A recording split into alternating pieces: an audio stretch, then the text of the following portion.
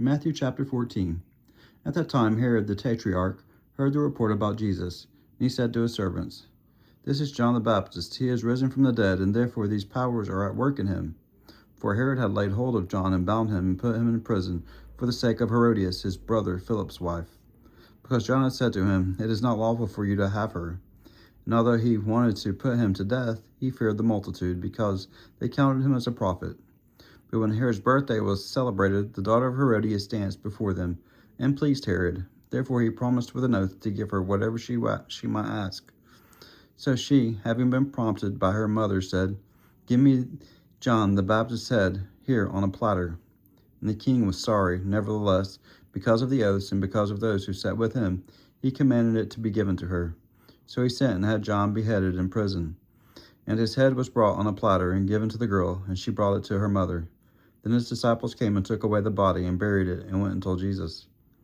When Jesus heard it, he departed from there by boat to a deserted place by himself. But when the multitudes heard it, they followed him on foot from the cities.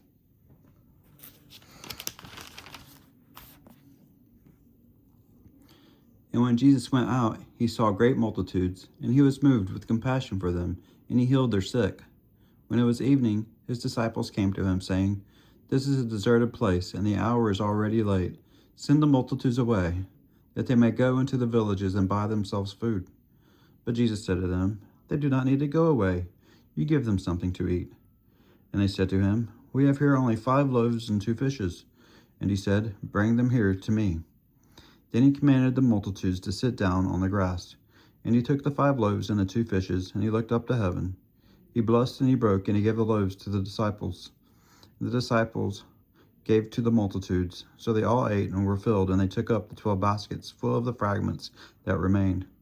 Now those who had eaten were about 5,000 men, besides women and children.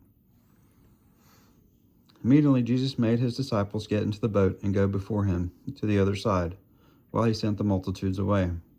And when he had sent the multitudes away, he went up on the mountain by himself to pray. Now when evening came, he was all alone there. But the boat was now in the middle of the sea, tossed by the waves, for the wind was contrary. Now in the 4th watch of the night, Jesus went to them, walking on the sea. And when the disciples saw him walking on the sea, they were troubled, saying, "It is a ghost." And they cried out for fear. But immediately Jesus spoke to them, saying, "Be of good cheer, it is I. Do not be afraid." And Peter answered him and said, "Lord, if it is you, command me to come to you on the water." So he said, "Come." And when Peter came down out of the boat, he walked on the water to go to Jesus. But when he saw that the wind was boisterous, he was afraid, and beginning to sink, he cried out, saying, "Lord, save me." And immediately Jesus stretched out his hand and caught him, and said to him, "O you of little faith, why did you doubt?" And when they got into the boat, the wind ceased. Then those who were in the boat came and worshipped him, saying, "Truly you are the Son of God."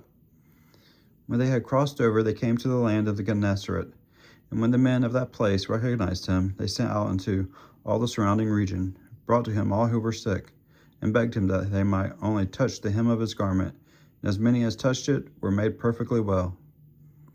And next time we'll be on Matthew chapter 15.